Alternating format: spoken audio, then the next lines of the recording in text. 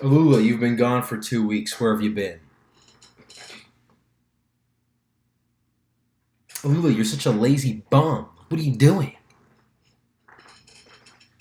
Look, guys. Do you have reason to be mad at me? Yes. Will I give you an excuse? No, I will not. Because you guys don't want to hear that. Listen, we're going to dive straight into the video. I do apologize for not being active. Not going to make excuses. Let's just dive straight in. So, college football. If you know me, you know I'm not a huge fan of college football. Why? There's not enough parity. Okay? One hand right here. Why can I count everyone who's going to win the title in one hand? Oh, I can do that in NFL. I can do that in NBA. Well, yeah, you can pick the favorites, but NFL has a lot more parity, a lot more crazy things. You know what I mean? No one thought the Rams were really going to win the Super Bowl. I mean, people were high on the Rams, but that year there were still the Chiefs and the Bengals came out of nowhere, and people were thinking the Ravens, and you know what I mean? The NFL has parity. Okay. Browns fans believe Steelers, Bengals, Ravens, Eagles, Cowboys, Niners, Chargers, Chiefs, Jaguars, Vikings, Lions. All these fan bases believe Jets, Bills, Dolphins. All these fan bases believe. College football. Listen, I'm a Kentucky fan, and I went to UC, University of Cincinnati. Do you think I have any belief in those teams making the college football playoff? Hell no. I'm none. There's nothing I can do. And that's the problem. So you know what I'm saying? Alabama, Georgia, I would say LSU, but they looked absolutely fraudulent. I was completely wrong about them. So we'll go Michigan. Ohio State didn't look too good, but we'll throw them in there. And then, who like USC. Yeah. Georgia or Alabama probably. It's just we know who's gonna win it. We just know.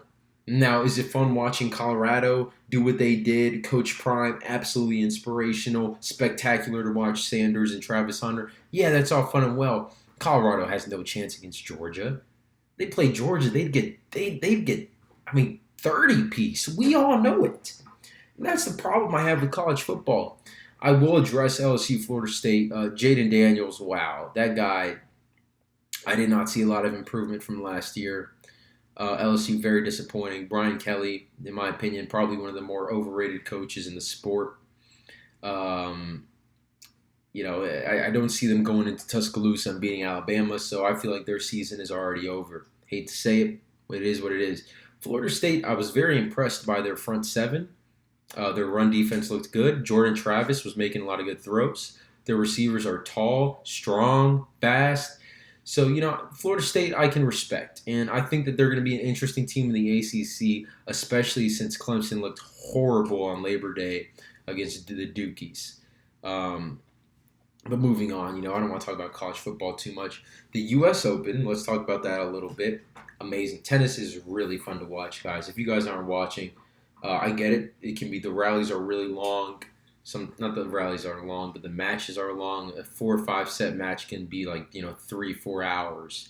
Like the Zverev versus Sinner match was 4 hours and 41 minutes, 5 sets.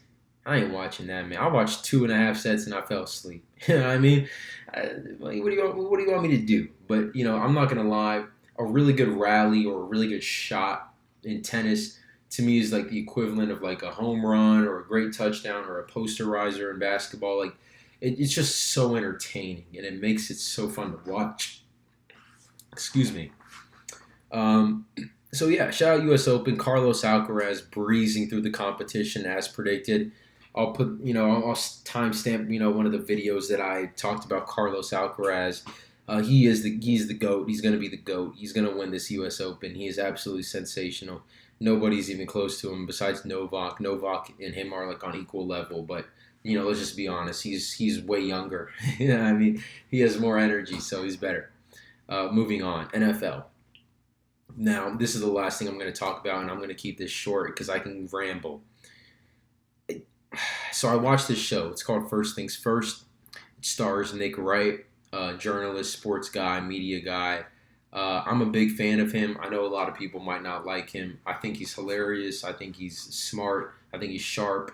He has good takes. People always want to focus on, the wrong stuff. They said, oh, he was wrong here. Sometimes you're going to be wrong when you're talking about sports all the time. I don't know why people expect you to be right 100% of the time, always bring up the wrong shit you said, but never address the right stuff you said. That's just the world we live in, I guess. But there is something completely wrong that he said that kind of pissed me off. So he was making a QB pyramid, right? 28 quarterbacks. On the bottom tier, he had guys like Jordan Love, guys that just aren't that good or are not proven. Brock Purdy, he only played 7 games. He's not proven yet. And right above that tier, and there's like 4 or 5 tiers above the second to last one, he has Deshaun Watson in there.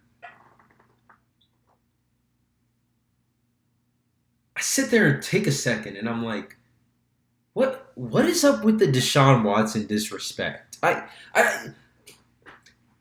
So I get it. He did some nasty stuff with masseuses. I don't want to talk about that, but we know it's a nasty, terrible thing that he did. I don't care if he was proven innocent or whatever. Where there's smoke, there's fire, and there's a hell of a lot of smoke there. So he did some messed up stuff. I'm not defending his personal character or anything like that. But as a football player, I'm a Colts fan, meaning I watched Deshaun Watson very closely when he was on the Texans, okay? I would always check the box scores. I would always see what he's doing. I had to make sure he wasn't playing better than my boy Andrew Luck, you know what I'm saying? So I know better than anyone how good this guy is. And people just act like he can't play. It's the craziest because of 5 games last year, 5 or 6 games. Remember, he didn't play all of 2021. He missed 11 games last year because of the suspension. Played the last 6 games, was clearly rusty. He has a great O-line coming in this year, has a great running back, has a good number 1 wide receiver, has other talent at receiver like Donovan Peoples-Jones and Elijah Moore. Has one of the best defensive players in football on the other side of the ball, Myles Garrett. Good corner, decent safeties, good line. But, a solid team all around. Kevin Stefanski, coach of the year in 2019 or 2020 with Baker. And people would just, oh, yeah, Browns, nah, they're not a threat for anything. Nah, they're not good. What?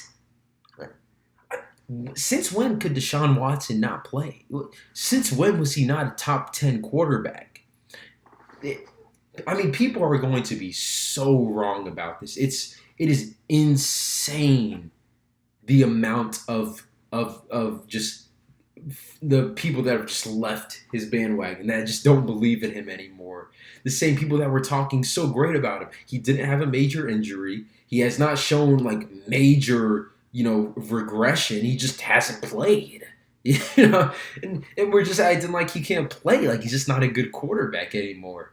I'm a Colts fan. I take him over Anthony Richardson every day. I take him over Lamar Jackson. I would take him over Dak Prescott. I'd take him over, I'd take him over Jared Goff.